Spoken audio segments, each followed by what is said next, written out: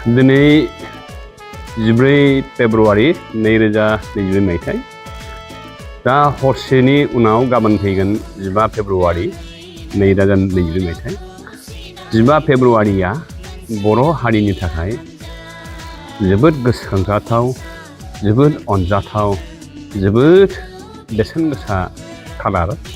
मानोना बे 15 खालारावनो दुलाराय बर' फरायसा आफाद अल बर' स्टुडेन्ट्स इउनियन बे आफादखौ दानाय जादों। बे आफादखौ दानाय जादोंमोन 1967 मायथाइनि 15 फेब्रुवारियाव क'क्राझाराव थानाय ट्राइबेल गेस्ट हाउस। बे आफादा जोनोम जानायनि उनावनिफ्राय कनकेश्वर नार्जारी आरो बानेश्वर बसुमतारी बिथांमोनहा दैदेनबोनाय बे आफादा फैयै फैनानै बड'फा उपेन्द्रनाथ ब्रह्मनि समाव आलादा बर' रायजो सोमावसारनाय आरो बेनि उनाव आरो फिन खेबसेबाव प्रमद बर' दैदेननाय दुलाराय बर' फरायसा आफादनि बिबानगिरिफ्रा बर' हारिनि थाखाय आलादा रायजोनि सोमावसारबोनाय बे गोलाव जारिमिना दुलाराय बर' फरायसा आफादनि जोनोम जानायजों फैफादों। दिनै जोङो राजखान्थियारि, रांखान्थियारि, समाज बिथिं बायदिसिना बिथिङाव जेरैबायदि बर'फोरखौ जौगानाय जों नुनो मोनदों। बे जौगानायफ्रा दुलाराय बर' फरायसा आफादनि गोख्रों बिहोमा दं होननानै आंहा बिस्सास दङ, फोथायनाय दङ।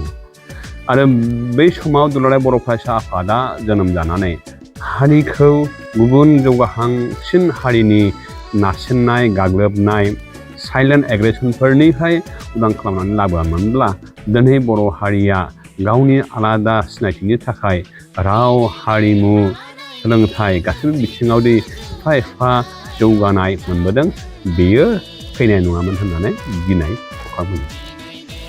1952 मायथाइयाव जोनोम जानाय बर' साहित्य सभा, आथिखालाव जायखौ बर' थुनलाइ आफाद होननानै बुङो, बे आफादनि नाजानायजों 1963 मायथाइयाव बर' बिजों जोनोम जानाय। बेनिफ्राय 1972-75 मायथाइयाव बर' साहित्य सभानि दैदेननायाव आन्दलन जानाय एबा सोमावसारनाय रमान स्क्रिप्ट, बेफोर गासैबो बिथिङाव बर' फरायसा आफाद एबा अल बर' स्टुडेन्ट्स इउनियननि गोख्रों बिहोमा दङ। मानोना जों बर' हारिया दिनैसिम रावखौ लानानै, सोलोंथाइखौ लानानै जायफोर जोङो डेभेलपमेन्ट एबा जौगाखांनायखौ मोनबोदों बेफोरावहाय एफा नङा एफा सोमावसारनायनि आन्दलननि प्रयजन जाबोदों।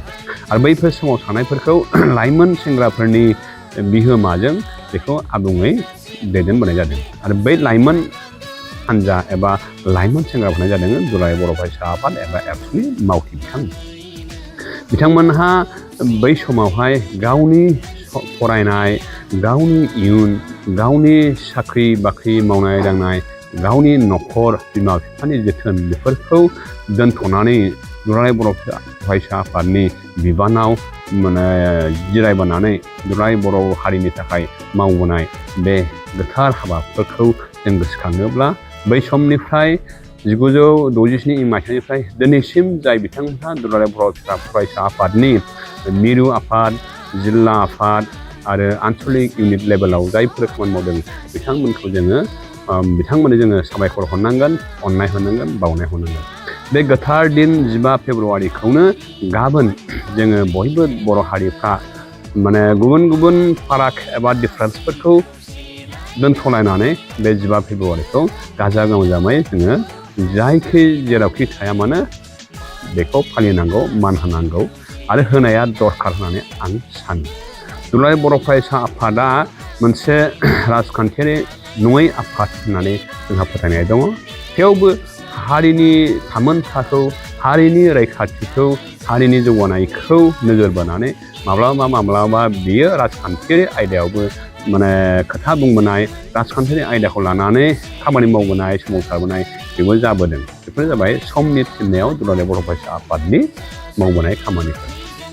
जोबनायाव आं बेखौनो खावलायहरनो नागिरदों, गाबोन फैगोन 15 फेब्रुवारिया बर' हारिनि गोथार दिन, बर' थुनलाइ आफादनि जोनोम सान।